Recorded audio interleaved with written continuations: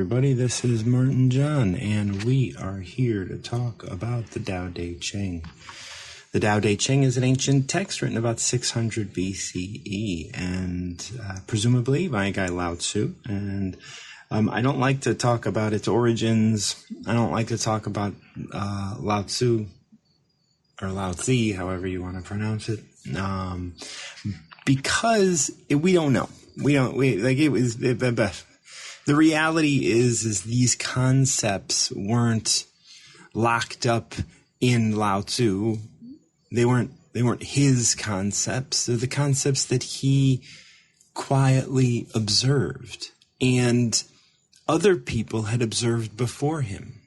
He was the one that just kind of wrote it down. So, the I Ching, which is attached to some of the concepts and things, were attached to the Tao Te Ching. And the I Ching was in existence, not as a written thing, but just being spoken about, being discussed for a long period of time before it was ever written. And the I Ching was written well after. The Tao Te Ching, however, existed before the writing of the Tao Te Ching. And we know that. Now, the Tao Te Ching, we don't talk about how it existed before it was written by Lao Tzu, but it existed before Lao Tzu. So it's not about Lao Tzu. It's not about the 81 verses, really. It's about the objectiveness of the origin of nature. It's about the way nature works. It's about our inner workings. It's about what connects us all. It existed, and it has been observed in things. So when you live your life, you're living a subjective experience. You get angry at things. You get happy with things. You want things. All of this stuff that evolves around the manifestation, right? The manifestation is the world around us. You're like, I want to be fit, or I want to be happy, or I want to be rich, or I want a car, I want a boat, all of this is manifestation. And that is all subjective. You want those things because of the experience that you're having, right? Many of us live under the influence of wanting money because we are living under the influence of our parents, and our parents wanted money because they may have thought that was the only way to solve every problem there was. However, that is simply, once again, manifestation. Inside of all of that, beyond all of that, and that's all subjective. So you will find people who are not motivated by money. You will find people who are not motivated by lots of things, but they are motivated by other things. And sometimes people that are motivated by things that are not money are told to be motivated by money. And they don't feel like they fit in. And because they don't feel like they fit in, they decide that it's probably best, at some point when they're a child even, it's better to do what they tell me to do. And now they're under the influence. But they're not really doing it for the right reasons. They're not doing it because they're passionate about it. There's no reason to be motivated by money. There's no reason to be motivated by fitness. There's no reason to be motivated by relationship. There's no reason to be motivated by all these things. You are motivated by what motivates you intrinsically. And when you look to the objectiveness that we are all one and we all have to do our part, that's not doing what we're told to do externally in the manifestation, but doing what we're being guided, drawn to do, right? What we're doing in the world. And when we can be quiet and recognize that this situation, no matter what it is a subjective situation that I'm finding myself in, and I am framing it in a subjective way that comes from the influence under which I'm living, then I'm able to see the objectiveness of everything. And that's where the Tao Te Ching comes in. Lao Tzu and many before him, I'm sure, sat quietly and didn't think as much as I'm going to it's going to express, like, right? Like when you sit and think, that's a very Western way of thinking about it. That's Socrates and all those guys.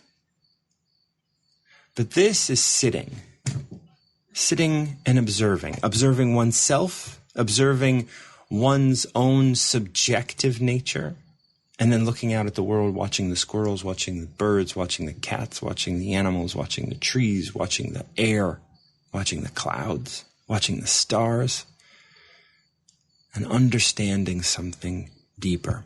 That is getting to the point of objectiveness. This is no longer objective. And in the Tao, we see those expose themselves in the verses that say, how do I know this is true? And I know this is true because I observe myself.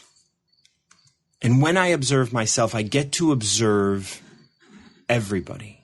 When I observe myself, I get to observe the nature of things.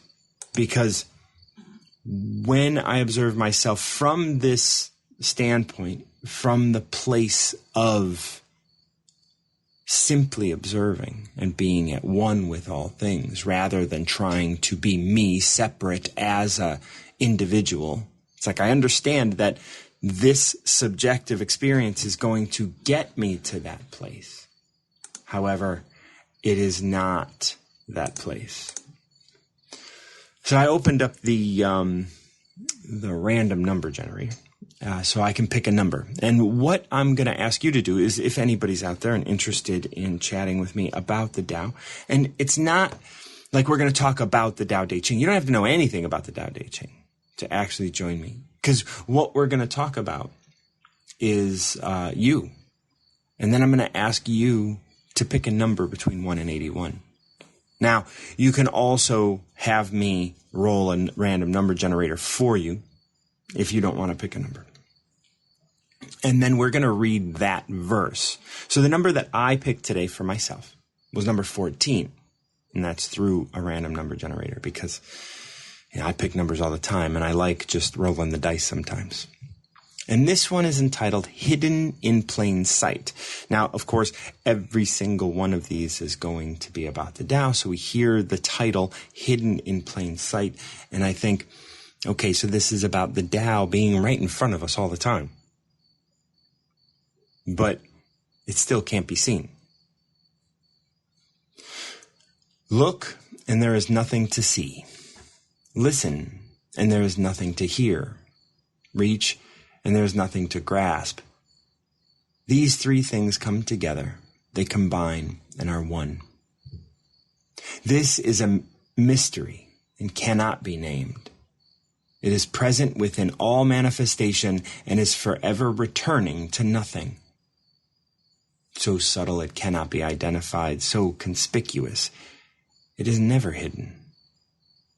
Consider a time before history to show you how to yield. You cannot know if you're doing it. You cannot prove that you're doing it. But still, you can be doing it. You are using it right now, but for what? And that answer at the end, right, that question, but for what? What are you using this Tao for? Right? What are you using that for? Are you using it to be under the influence? Are you using it to prove that your parents were right about poor relationships, about you, about all of the things that you engage with today? What are you using Tao for today? Because it's hidden in plain sight. So one, it's all around you all the time. It is a mystery, and you're using it right now. But you can't prove that you're using it. You can't know that you're using it. And still you're using it. So if you live your life in a way that positions yourself as a victim, you're using Tao to create a life of victimization. If you're using Tao right now to get one over on others. You'll be able to get one over on others. And that's the life that you're going to create. You're going to create the life of a hustler. And you're going to in turn get treated like one. You're going to get treated as if you're a hustler. If you're using it right now to judge yourself and to beat yourself up, well, Tao is going to come right along and do it. This is when I talk about Tao, it's like Tao's neutral. Tao doesn't care. Tao doesn't care how you use it. You know, this idea in religion that God wants what's best for you. I mean, he does. You know, Tao wants what's best for you too. But if you don't want what's best for you, why is it their job to convince you what's best for you? If you judge yourself and that's what you engage with, why is life going to give you anything but experiences to judge yourself? I've talked about this before, this idea of like, why does this always happen to me? Well, here, let me show you why. Now, if you don't look at that and change your attitude or change the way that you want to look at things, well, why is it going to change? Why would anybody back you on changing it? If you continue to invest, you know, if you invest your money in something that loses money and you keep saying, why does it keep losing money? And you keep putting money into that investment, well, because losing money is what that investment does. There's no reason other than like, oh, it's a bad investment. Okay. Just like judgment. Judgment is a bad investment. You're investing poorly in yourself. You're investing poorly in your life. And so hidden in plain sight expresses that, right? Like, here's a bad investment. That first step of investing into that, I mean, you might not know that it's a bad investment. I mean, you might be able to look at the numbers, right? But as a child, when you're growing up and you're starting to live under the influence of your parents, you don't know that what they have you investing in is a bad investment. You don't know that. And so you invest in it. But then it becomes so much a part of your life that you can't see beyond it. Like, you're like, this is how I'm going to invest because this is what I was taught to invest in. We're going to go back to the beginning of this and start looking at some of the text. Again, if you have a number between 1 and 81 you want to select, please step up and we can talk about that. This one is number 14, hidden in plain sight. It starts with, look and there is nothing to see. Listen and there is nothing to hear. Reach and there is nothing to grasp. Okay, these are the senses. This is the manifestation. You engage in the manifestation by looking and seeing, listening and hearing, and reaching and grasping. These are things that we engage with in the manifestation. These three things come together, they combine and are one. It's kind of like you, me, and whatever, somebody else. Like, we combine and are one, and we have one experience. However, we're not in touch with that experience, just like when you look, if there is something to see, that thing you're seeing is not in touch with that full objective experience. It's all subjective, right? And so, but when they come together and are one, it's within all of that nothing. There is a oneness, right? There's no me, there's no you, there's no someone else, but together we're one. We're having individual subjective experiences. However, there is a oneness that brings us all together. There is a oneness that we can be in touch with. This is a mystery and cannot be named. You cannot just explain this, right? I mean, we're still early in the Tao here at 14. The first Tao says words can't express Tao. So no matter how much I talk, every day I come on here and I yap all about the Tao. And you know what? It cannot be expressed in words. Why? Because it is deeper than that. Is more like you have to look inside yourself, as it's going to say later in the verse. You have to look inside yourself to understand it. You have to get through all the thoughts. You have to get through all the physical manifestation. You got to get through the influence. You got to get through, and you have to become aware. And it's not just knowledge when I talk about awareness. Yes, you can know where your trauma is, but are you aware of it? Right? You can be like, yes, I know my parents beat me and I had this and they made fun of me and they did this and they did that and whatever. Okay, great.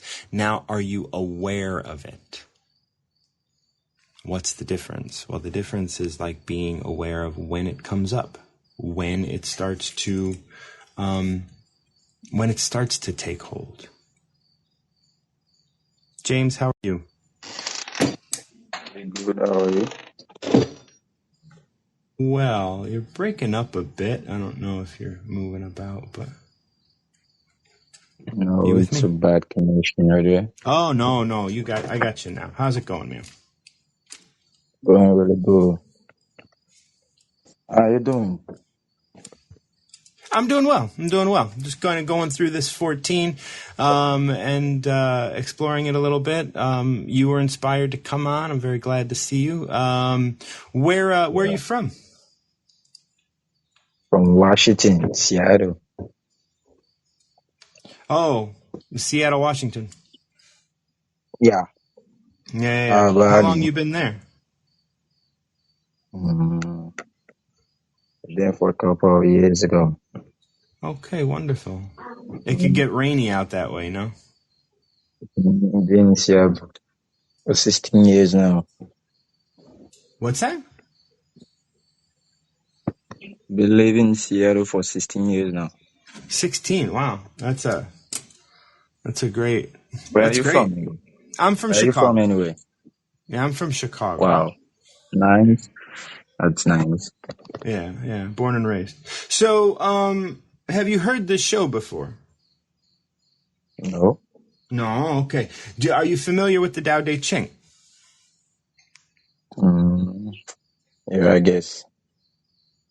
A little? No, I'm new to this app, so Yeah. I'm just taking it slow and steady. Okay, cool. Well, the Tao Te Ching is an ancient text. It's an ancient Chinese text. It was written about 600 BC.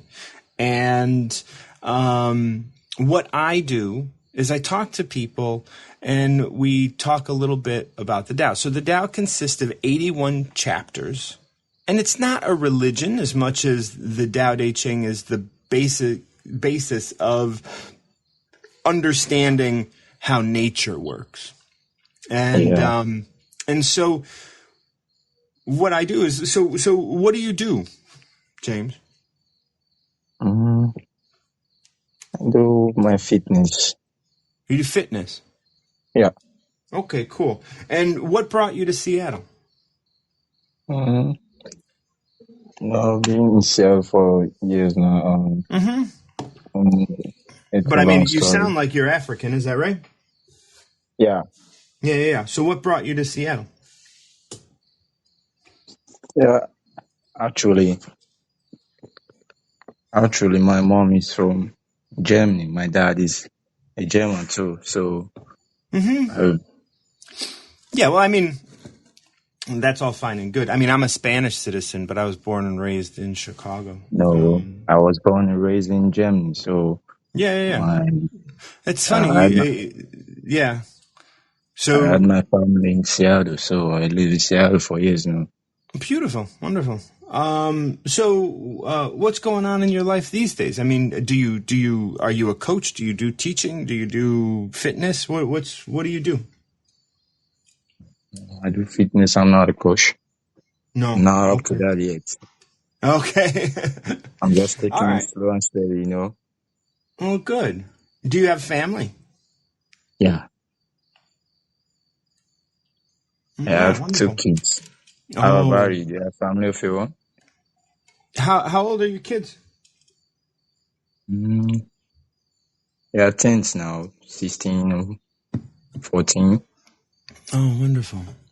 And do they live in Seattle as well? I mean, today in the United States, it's really hard to, always stay together. So, but do you live with them, or are you separated, or how is your life? What's your life like? I'm separated. I'm alone right now.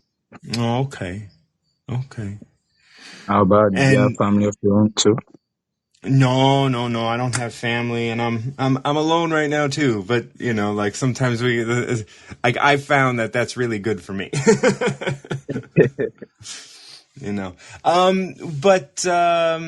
Okay. Well, let's go ahead and pick a number between 1 and 81. What's your number for today?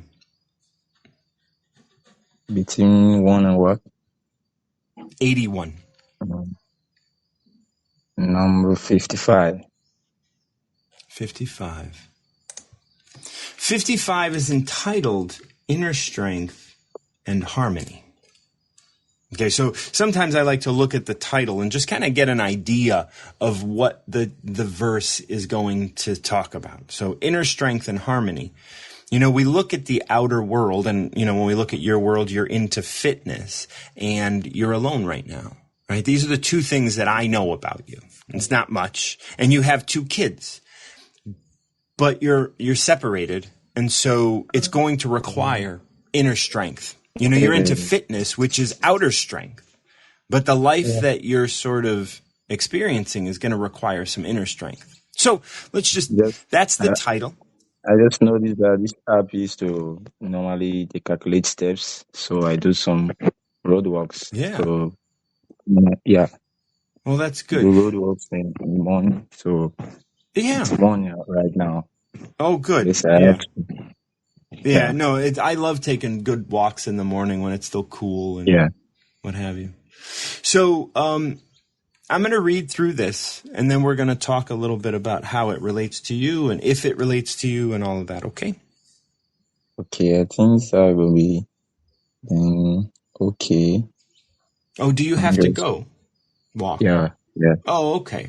Well, if you have to go, that's fine. I can read number 55. You can listen and you can see what it has for you. I can send you the text for that through this app later. Okay. Yes, I have to go for now. Okay, thank you. Okay, so we're gonna look. We're gonna take James as an icon, as a avatar for number 55, and we're going to utilize his story as what I know about it. Grew up in Germany, lives in Seattle for 16 years, has 2 children, one's 16, so he must have, paired up when he got to Seattle. One who has inner strength is like a baby boy, unspoiled, flexible, and empty with no judgment. Bees, wild beasts, birds of prey cannot harm him. With no knowledge of the world, his penis can stand erect. He has no shame or question of why. Caught in manifestation, the myriad screams for a time he hardly notices. His harmony is so aligned, he can scream forever without getting hoarse. He is powered by his harmony, and thus all fear is kept at bay. The master never speaks of possessing anything. Life is the blessing. Those who pursue power and excitement find themselves confused and allow their emotions to guide them, and they become exhausted. It is not from Tao, and whatever is not from Tao arrives dead. Okay, so we're going to start at the beginning here, and we're going to take what we know, what we've been told about James. Let's put it that way. One who has inner strength is like a baby boy, unspoiled, flexible, and empty with no judgment. Bees, wild beasts, birds of prey cannot harm him. A little baby boy, and this doesn't have anything to do with gender, like little babies, little kids, like the fact that we're going to talk about a penis later, because there is an outward expression of of the penis, right? That's why we're talking about a baby boy. It has nothing to do with gender. It has to do with equipment, really. So let's not kind of get caught up in the baby boy thing. So one who has inner strength is like a baby, period. Unspoiled, flexible, and empty with no judgment. You can bend a child and they're empty with no judgment. They don't judge what's going on around them, which is why when we talk about the erect penis, there's no shame or question of why. It's like it is standing. He's not saying, hey, why, like he's not asking, why is this happening? He's just sort of like admiring it. Like, look at my body. What a crazy thing. Like, far out. Look at this body. What is this body doing? Like, awesome. Like, look at what this does. With no knowledge of the world, his penis can stand erect, right? So he doesn't have to understand why the penis works the way it does. He doesn't have to understand that, like, oh, this should be shameful, or why are you doing this? Why is that happening? And parents, well, oh, don't touch that, or don't do it. But this is part of my body. I can touch my toes and you guys celebrate. I touch my penis and all of a sudden it's like, no, don't touch that. It's like, wait a minute. We learn from an early age that, like, we get knowledge of the world that way, right? And so how does that relate to what is going on with James? Maybe because there is questions of the world. There's questions of the separation. There's questions of the parenting. There's questions of the place. There's questions of, where he's from and what he's doing and how he's engaging. Caught in manifestation, the myriad scream for a time, and he hardly notices. Last night I was going to bed and my neighbors were hooting and hollering, doing some stuff. I don't know what they were doing. They were just having a dinner party or a party or something. And they were loud. And I was just thinking, how can anybody be that happy? Like, I don't understand. Like, how can anybody just yell for 4 hours? Like, I don't understand it. And it's not that I don't understand happiness. It's like I look at the world from a different perspective because I'm looking at it from a perspective, of trying to engage with Tao, right? So it's like I don't get excited about stuff like that. Like but that's just me. So caught in the manifestation, the myriad, meaning others, scream for a time, and he hardly notices. So this baby boy hardly notices that other people are screaming. He'll sleep through it. He'll see you do it. And once he starts to notice it, as he gets older, he's going to notice it and cry. He's going to cry because he's not going to know what to do about it. It's going to be uncomfortable, ... And so how does that relate to James? I'm not exactly sure at this moment. His harmony, however, is so aligned, he can scream forever without getting hoarse. He is powered by his harmony, and thus all fear is kept at bay. And I don't know if James is afraid of what he does, where he is, who he is, his relationships with others. I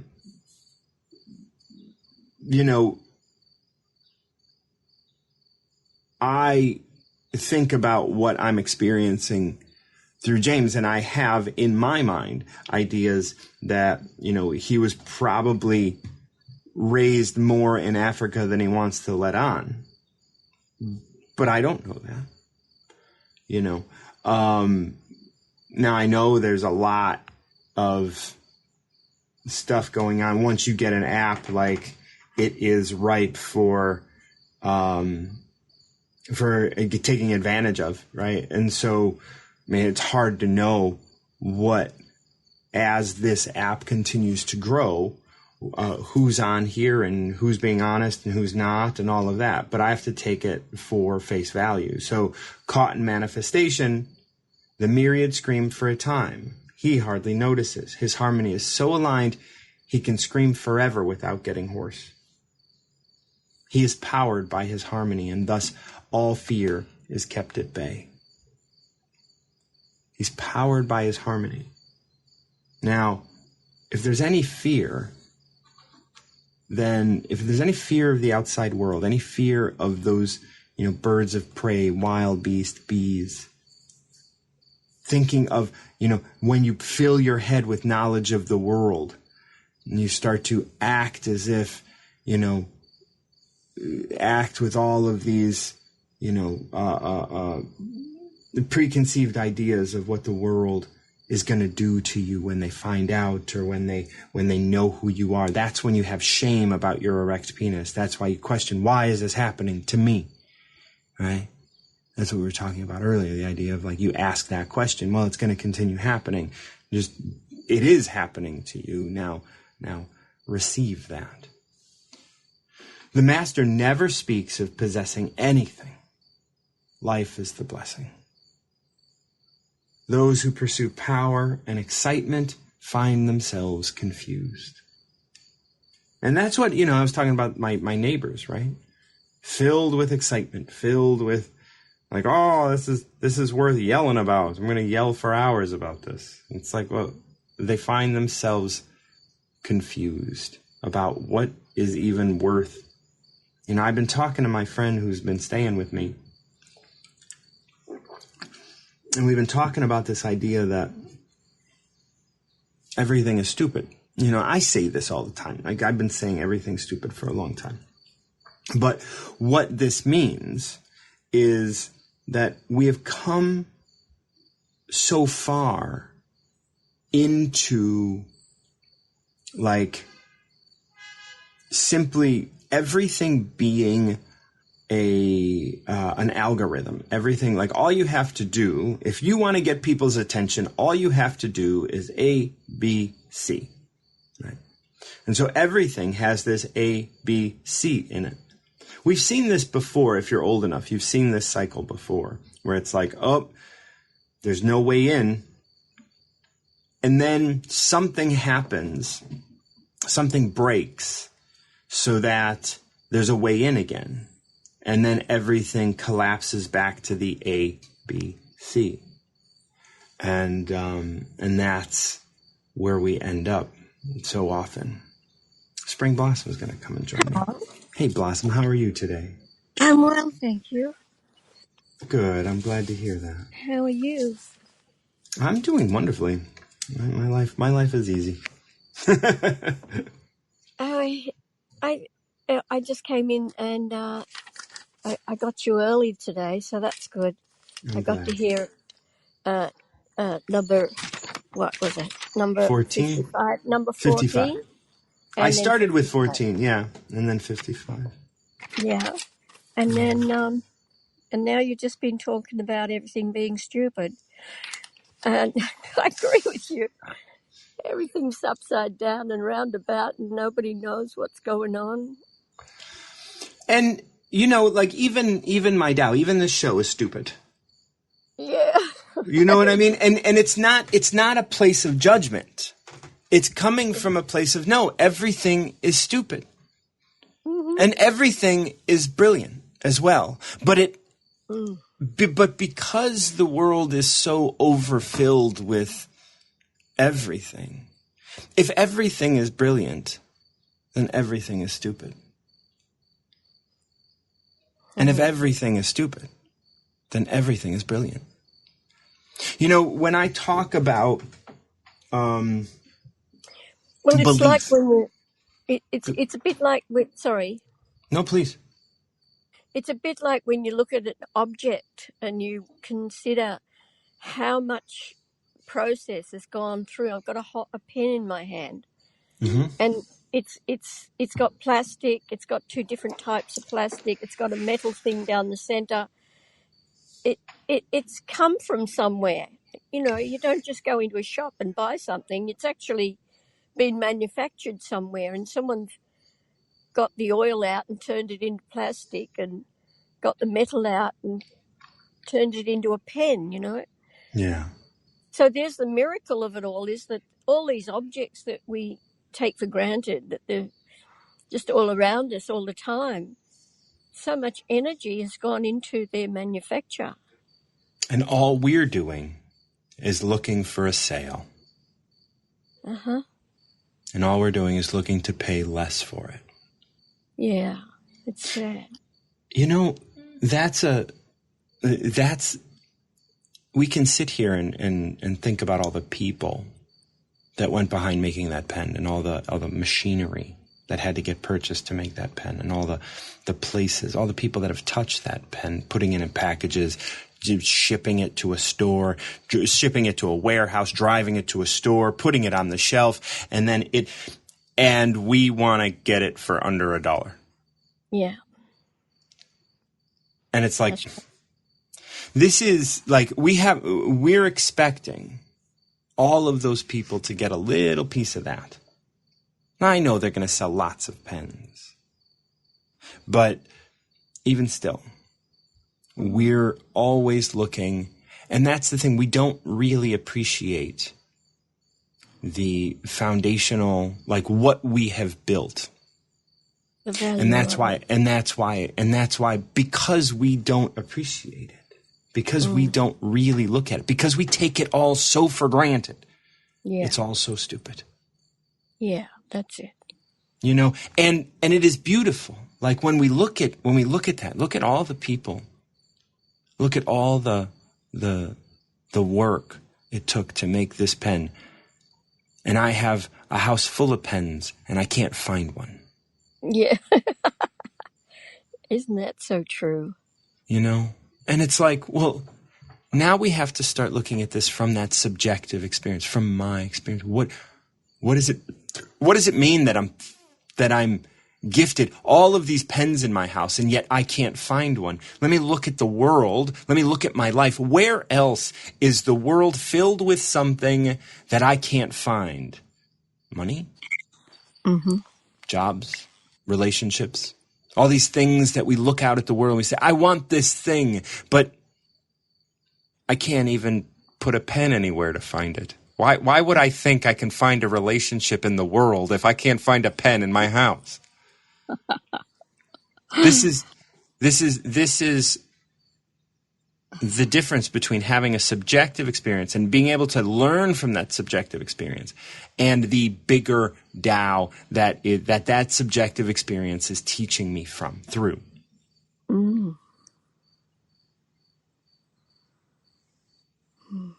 It's like so much goes into this, and we take it all for granted because we're too busy wanting something. I was telling someone the other day, the minute you want something is the minute you can become a sucker. Yeah. Because then you're going to be sold something. You're going to be sold something that you want. Because like you wanting something doesn't mean that you deserve it, doesn't mean that you're supposed to have it, doesn't mean that this is going to teach you anything. You just want it. And you usually want it because someone else told you to want it. And you feel entitled. Right. Otherwise, just receive what's coming. Receive what's here. Be at peace with it.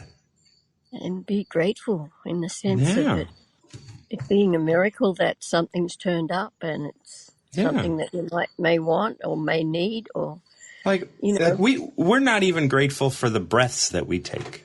Yeah. And it's like that's a gift. It sure is. I think the gift is, the fact that you can take a deep breath and you can expand your lungs and you can bring it down into your tummy and you don't have to breathe for a little while and then you can breathe again. But the air's been everywhere and it's been here for thousands and thousands and thousands of years. And why would we not respect the breath coming into our body as an incredible gift in the present? Yeah, absolutely. It's so beautiful. Right. And it's so important for us to be able to respect that. Because when we can respect that, and a lot of people are like, wow, that's air. It's just, like, how am I supposed to, like, respect every breath of my life? If you can respect one of your breaths in the day, you are going to recognize how to respect other things. And that's the thing. This is at the core. That's the first thing you did when you came out of the womb is breathe. Yeah. It's true. You know, we can talk all we want about like food and water being life.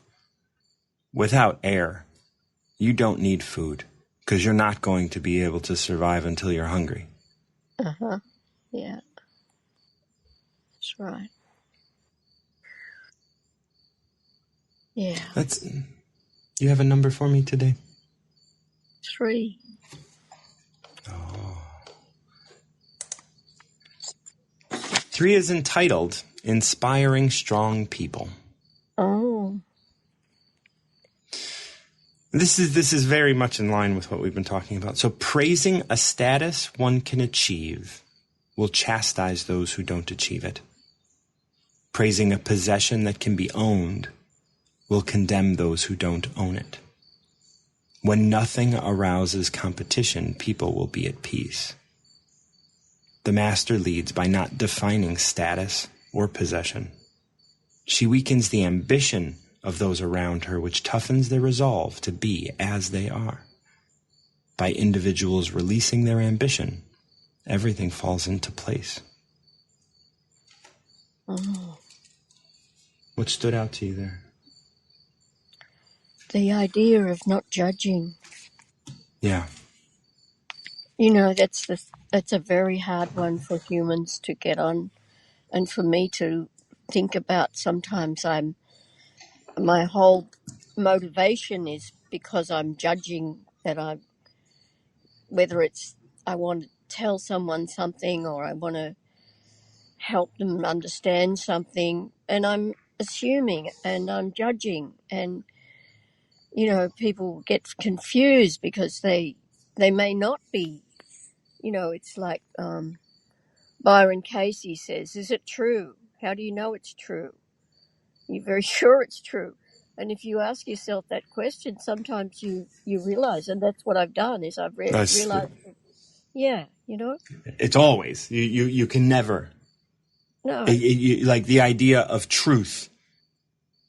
Like you can't ever know, especially if somebody else is involved. You can't ever know truth. Exactly. And you can't even know the truth. Is it true that I'm sad that I'm getting divorced? I mean, I'm not getting divorced. I'm just saying if that's the case. Well, yes. Okay. Well, although that's true, is that the only thing in the universe that is affecting my sadness? I cannot know that for sure. Even though part of it might be true, there is never a time where I'll know everything there is to know about everything so that I can know what's going on with me. Yeah. Yeah, it's like everybody has so many different experiences and responses to this situation that even unless they're telling you something that they believe is true, you can't know. You can't. And even if they tell you that this is what they believe is true, that doesn't necessarily mean it is. There could be other aspects to it. Right. Yeah. And they mightn't even realize that. Right. Well, they're telling you it's this or that. Right. They're telling you, oh, bah, bah, bah, bah, bah. You know, whatever it is, they're telling you, I'm mad because. But you don't know. It's like, come on. Pfft. Like, yes, you think that that's what it is. But do you take the time with yourself? So, like, you're not a victim. None of us are victims. We're all having these subjective experiences. This subjective experience I'm having could have, in the manifestation, cause and effect. But ultimately, that doesn't matter. What matters is my experience. Yeah. And if I'm experiencing this as a victim, why am I experiencing this as a victim? Let me go back and look at why that's happening. Rather than saying, you did this, I'm a victim. No, I'm experiencing this as a victim. Let me look at it from that perspective rather than I'm a victim. Right. You know. And when we see this, you know, praise the status one can achieve will chastise those who don't achieve it. If everyone, and this happened in our lifetime, right? Everyone got celebrated for being famous. Everyone got celebrated for being a CEO. So now everybody wants to be a CEO. Everybody wants to be famous. Everybody wants to be the thing that wants to have the status. The status, yeah. Right. Everybody wants the status that has been praised. Why? Because they feel like they're being chastised because they didn't achieve it, because they don't have it. And they're like, I just want to be famous. Everyone's famous. I'm going to be famous. I'm going to be internet famous. I'm going to be a CEO. I'm going to have a title. And all they want to do is get the title. Yeah. They don't want to do the work that got the people to achieving that title, because the title is the thing that's being achieved. Uh-huh. This is like winning. Like, we're seeing it in the Olympics. We're seeing it in politics. We're seeing it in every aspect of life. We're seeing it in business. We're seeing it in global, like emissions and other things. It's just like all we want is the title. All we want is the destination. All we want is the thing. And we're not respecting the path that can get us that. The reason that we want the title is because we see it's respected, and because we have gotten so far from being able to respect ourselves, we look for it outside of ourselves.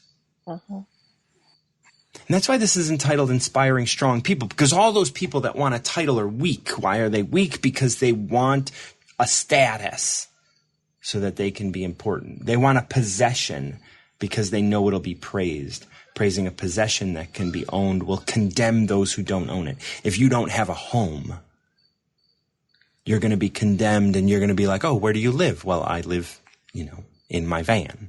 Well, is that going to be praised? I mean, some people might find it, cool or interesting, but it's like you're not going to get praise from the masses because we've praised a certain possession. And when we praise a certain possession, we condemn those who can't achieve it or don't achieve it or don't want it. I mean, I don't want children. And luckily I'm a man, because if I was a woman, I would be chastised and condemned for not having children. Oh, you dropped off. Please come back up. And I'd love to hear your take on that.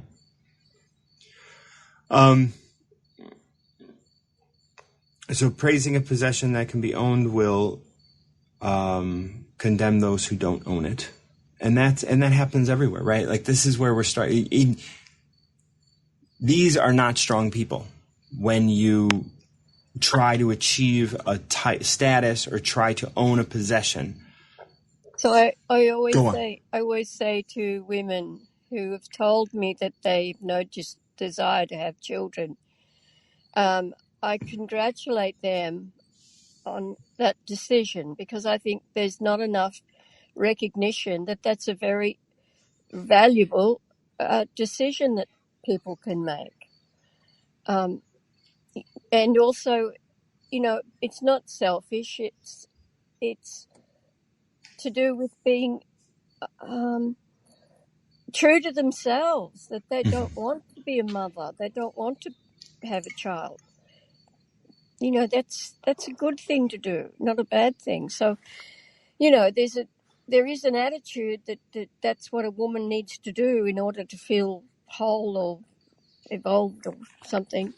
Yeah. But that's not true. I mean, there's so much value in people being without children. Yeah. They have it's still your life. Like, your life either involves children or it doesn't. Yeah.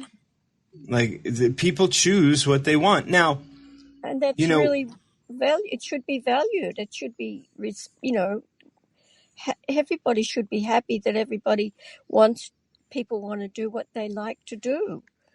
I mean, but we have to look at this from another aspect as well, because that's a status, being a mother, right? So praising a status that can be achieved will chastise those who don't achieve it. Some people choose to not achieve it, and they're chastised, but some people can't achieve it. Yeah. And the thing is when you tell somebody that they chose to not have children and you tell them that that's not, that's selfish or whatever. There is the other person who's like, oh no, I don't have children because I can't have children. Now, does that mean that they should try to have children? Maybe they can't have children. Maybe their body isn't going to produce children, and they don't want to change that. There's just like, I'd be fine if I had children, but my body can't bear children. So I'm not going to try to achieve a status that my body, and I'm not saying that it's good or bad or right or wrong to do this, but I'm just saying sometimes you don't have to fight your body. You can just accept the fact that, I'm not going to have children. And there's a movement that I think is pushing the idea that children are not necessarily having to come out of two people's union. That babies can come from other places, and there's an industry of that, and that's one of the reasons why we've got these discriminations against people who may not be able to produce their own babies, but there's always this market out there. So it comes back to that financial thing again, which I just find it so unbearable to think about that shit. But at the same time, I'm also listening to Tao. And I'm learning a lot listening to you, John, so much about the ways in which we can get rid of the anxiety around the things that are in the world that are difficult to deal with, and coming back to seeing that it's from different perspectives that we can release that anxiety. Yeah. It's not easy. Because it's everywhere. Just like you said, there's a market for it. There's a market for it because we know if you can't achieve it, you're going to be chastised. And some of those people, there's a percentage of those people that chastising will be enough for them to alter their lives for other people because they're being chastised for it. And what is sad in the industry for child trafficking, if I must call it that, because I think that's basically what's happened in the world, is that we've been using children to satisfy people's needs or grievances and taking them from other people or manufacturing them in laboratories and IVF and all that sort of thing. So, that whole area where people have been thinking through the media and through the propaganda that they had to have babies, but it's actually part of the financial institutions that are making billions of dollars out of these poor kids that are being produced and etc. So and that is a big part of that. Like you're saying, it's because we have over-esteemed money. Yeah. We have over-esteemed success in a very narrow definition. And the next line here, when nothing arouses competition, people will be at peace. Right. When you put anything in front of something else, you have created competition. We look at the Olympics right now, and everybody has a grievance about something. Everyone's not happy about something. I mean, I'm not following but I know that a lot of Christian folks are, up in arms. They're pretty upset. Yeah. Yeah, and it's like, well, I don't understand. Why are you worried about Jesus being the center of attention of a Greek sporting event? What's the problem? The Greeks aren't known for their Christianity, but either way. So when nothing arouses competition, that's the thing. We have surrounded ourselves with competition. Yeah. Whether it is your job, whether it is school, whether it is your relationship, whether it is all of these things. What it is there is a status or a possession that I have to have. I want to have a possession of a husband or a wife. I want to have the status of a mother, or I want to have the status of a CEO, or I want a status of fame. I want status of wealth. I want status of this and that. And all of these things. All of these things have aroused competition in, like, everybody has a competitive sort of surrounding, at least in the first world, as far as I'm aware.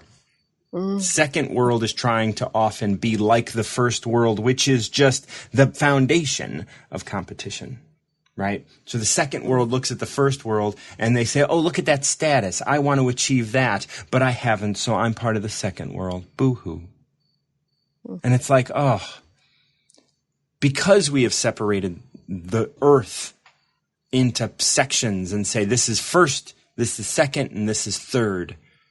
It's like, oh, well, you just created competition amongst people of the planet. Yeah. Between each other. I mean, I remember I dated someone in Chile and she was like, we're the third world. We're the third world. And I'm like, oh, no, I've come and visited. And the thing that's sad about the experience of living in Chile is that when you go to the mountains to spend a weekend, as you're driving into the mountains, you just see the trucks that are hauling the mountain away. Uh-huh. Just trucks and trucks and trucks driving with rocks. There's huge boulders as they're just leaving. And it's like, I wonder how long this mountain is going to last. And that's the thing. You're selling your resources because you want money. You want money because money is the status. Money is the possession that is being praised. And you want to be praised. You want to be important.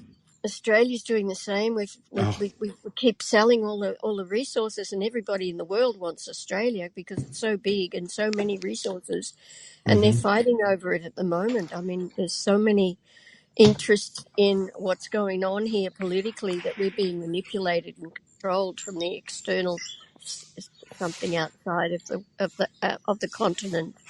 And that's because individuals go on. Yeah. And when we should be thinking about how the people lived here for 60,000 years and maybe learning a little bit about how that happened so that we can start moving back towards that type of relationship with the planet and with our earth. Absolutely. And respect the rivers and don't make them polluted because of industries and pouring all their rubbish into the beautiful rivers and all of that. It's not very nice, is it? No. I mean, you have places like the United States. I'm going to throw Canada in there with it, and England, and Western Europe, and Australia is expected to keep up with the first world in that same way. Mm-hmm. We've always thought of ourselves as the first world, but I think we're heading towards becoming a second or third world because of the way in which our institutions, including politicians and medical and all of the different ones, have actually sold us out, and they've created corporations that are reaping all of the money from the industries that they're selling their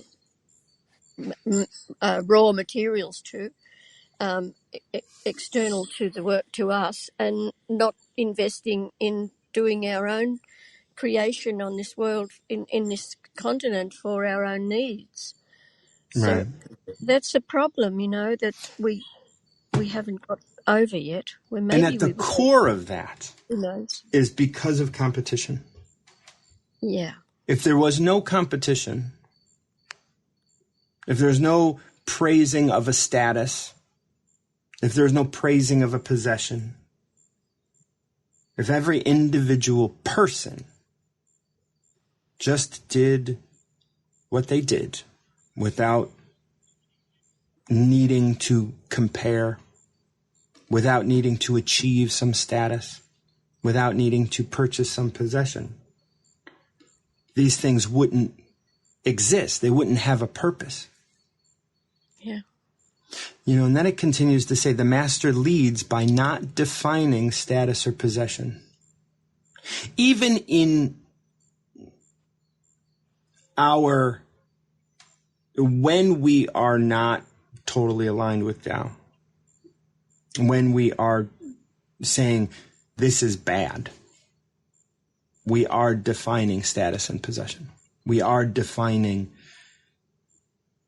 because we are putting energy into those things. And that's where the paradox comes in. It's not bad that we do that, but we have to recognize that we're doing that as well. She weakens the ambition of those around her, because if you don't praise a status, if you don't praise or condemn a possession. So I'm a bit more like on the condemning side, eh? Right. And in condemning, what you do is, so if I were to tell you, oh, you have a Lamborghini, that is so da-da-da, the person who owns a Lamborghini isn't going to agree with you. They're going to double down. And they're going to get another one. Mm-hmm. So you are adding, because you have condemned a status. Mm. And so because they're praised by 6 people and condemned by you, that just gives them more fodder to get more praise. If you don't recognize the Lamborghini and you just walk by it, because it's natural for you to walk by it and not notice it. Not that you're trying to not, like, I'm not going to look at it. I'm not going to look at it. Like, you're still adding this energy to it, right? Yeah. When you don't recognize the status of somebody, when you don't recognize the possession of somebody, when you don't recognize, and then you find that this breath that I'm taking in is the most important thing, and let me pay attention to that. That will weaken the ambition of those around you. Uh-huh.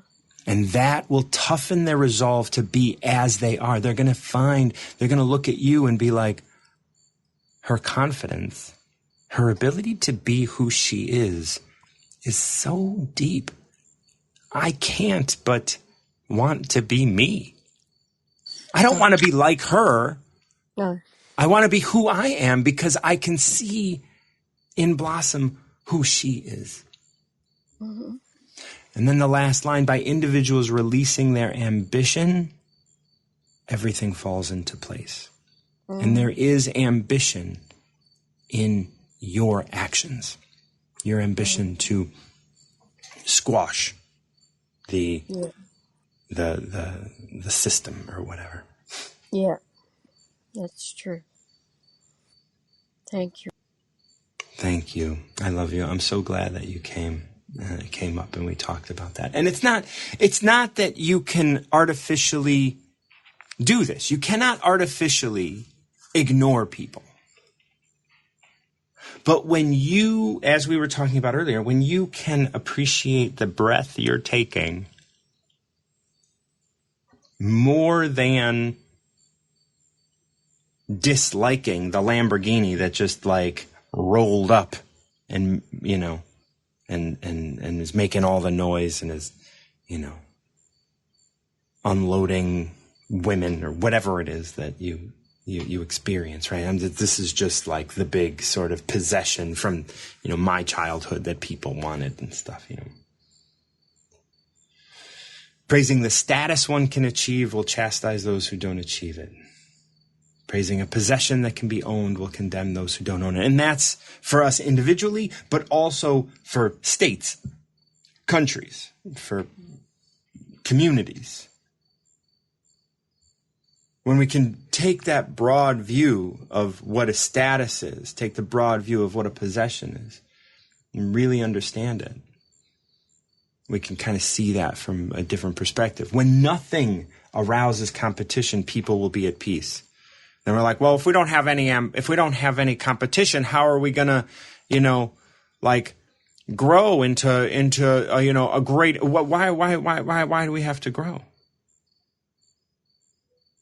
I mean, we can make a boat. We can go somewhere else. We can kind of like work on trade. We can work on, if we need food, we can ferment and we can do all these things. We know how to do that. We've been doing this.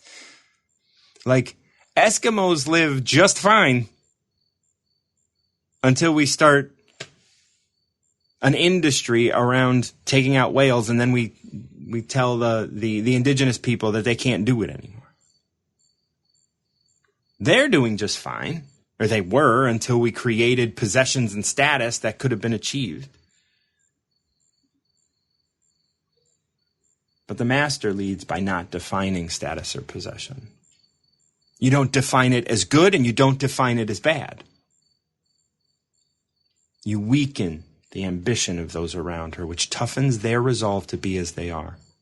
And that's beautiful. You support people in being who they are. By individuals releasing their ambition. Remember, not companies, not corporations. I don't care how people want to define it. By individuals releasing their ambition, everything falls into place. Because if you release your ambition and then you look at Google, you're like, I would never want to work for Google. That's some bullshit stuff. I don't want to work for Amazon. They're ruining the world. By individuals releasing their ambition to have money, to have status, to have possession, to have all of the things, then everything falls into place. But when individuals are told, all you need is money, all you need is a degree, all you need is debt, well, they're going to just step right into it. We're better than that. We know more than that. And this is why we don't want to condemn and we don't want to praise. We want to allow people to be who they are. But at the same time, we have to be who we are. And by us condemning or by us praising, we're under the influence. We're under the influence of a belief that we carry. By releasing that ambition, by releasing the ambition to fix the world. There is even that one verse that says, do you want to fix the world? How arrogant you must be. Do you think the world needs your help? You must be pretty arrogant to think that you can help the world. Be you. And that'll inspire others to be them. You won't do it. It'll just happen through you. Because that's how everything happens. Thank you so much for joining me. This is Martin John. If you're interested in the text that I'm reading and what have you, you can find it through my website, martinjohn.com. And until next time, keep recovering yourself.